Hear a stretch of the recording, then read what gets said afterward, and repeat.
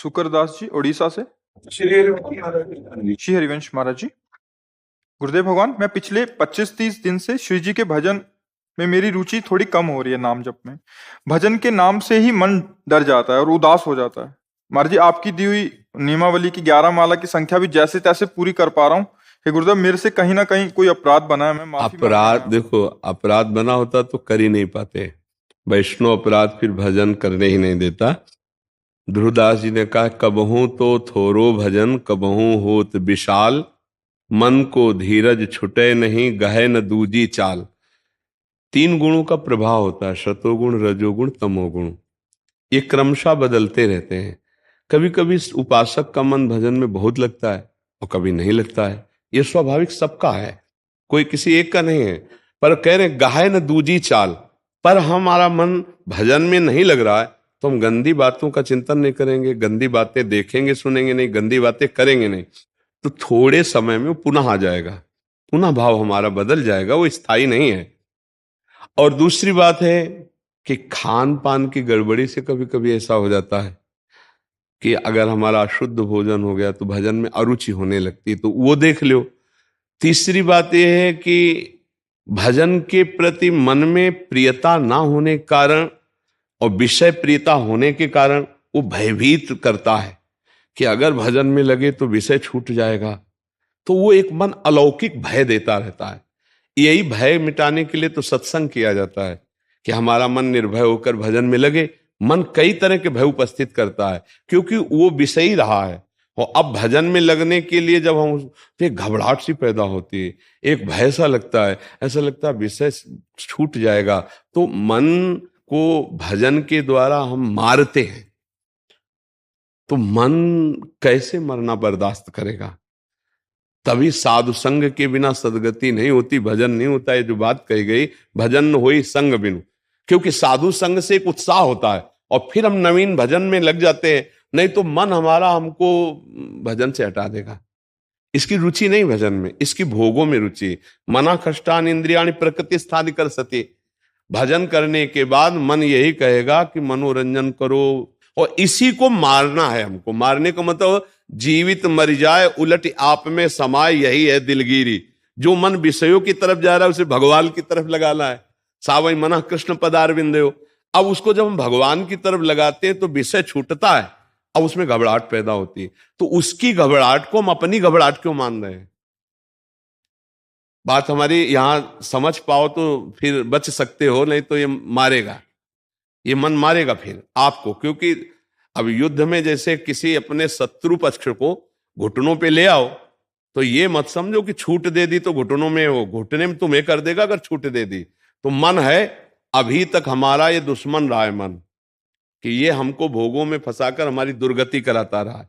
विषयों में फंसा हुआ मन शत्रु है और भगवान में लगा हुआ मित्र है। अब इसके शत्रु पक्ष को हम रौंद रहे हैं जो विषयों में लगा है। अब वो आपको रौंदेगा अगर होश में नहीं रहे। भजन छूटा कुसंग हुआ कि ऐसी जगह फंसा देगा कि आपका भजन सब नष्ट हो जाएगा, भजन करने की वृत्ति ही चली जाएगी।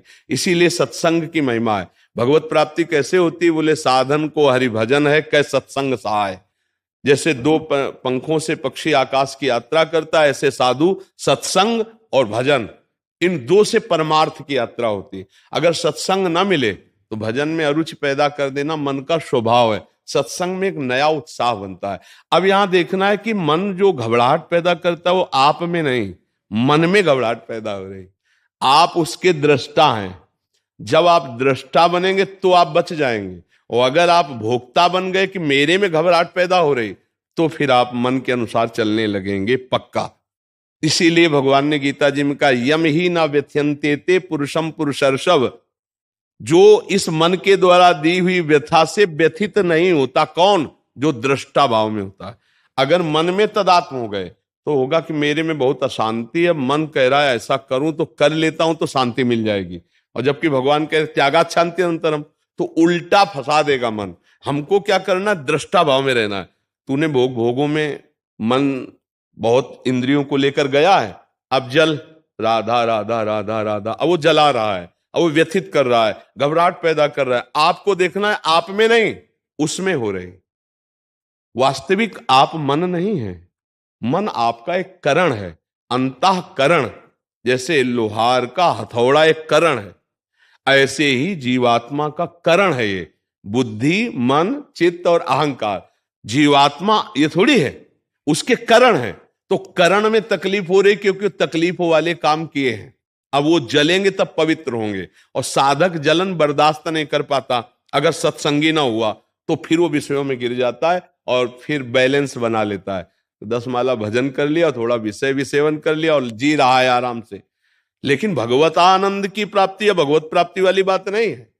वो तभी होगी जब मन मार्या तन बस में की ना, हुआ भरम सब दूर, बाहर से कस दिखत नाही अंदर चमके नूर, आपो त्याग जगत में बैठे नहीं किसी से काम, उनमें तो कछु अंतर नाही संत कहो चाहे राम। मन मार्या तन बस में कीना, तो ये तो भाई करना पड़ेगा। आपको तभी सहन कर पाओगे मन के वेग को, काम के वेग को, क्रोध के वेग को, जब आप दृष्टा होगे और भोक्ता होगे। तो और भोक्ता बनाने में इसे सेकंड नहीं लगता। मन को मुझे ये देखना है, अब मन कह रहा है और ये बात मेरी समझ में आएगी, मुझे देखना है, ये मुझे चखना है, ये मुझे भोगना है। अब ये सारा खेल मन का है और हम इतने उस पे आसक्त हैं कि हम मान लेते हैं कि मैंने देखा, मैंने भोगा, मैंने किया, और मैं करूंगा, मैं भोगूंगा, मैं देखूंगा। ये संसारिक है और वो साधक है जो ये देख रहा है कि मेरे मन में क्या हरकत हो रही, तो ये सही है या गलत। गलत है तो नहीं नहीं नहीं, और सही है तो हाँ हम तुम्हारा सहयोग करते हैं।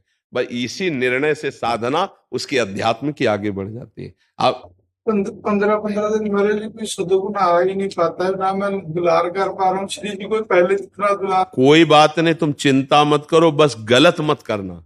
गलत ना होने पावे ना तो आगे स्थिति बदल जाएगी। आप चिंता मत करो, ऐसा बहुत बार होता है। ये ऐसे मन कोई छोटा मोटा देवता थोड़ी है। हाँ, गोस्वामी तुलसीदास जी कह रहे, हौ हार्यो कर जतन विविध विध अतिशय प्रबल अजय, तुलसीदास बस होई तबे जब प्रभु पेरक बरजय। प्रभु डांट दे तो हम कभी कभी प्रभु से रोए, कभी कभी प्रार्थना करें कि नाथ आप हमारे मन को अपने चरणों में लगा लो।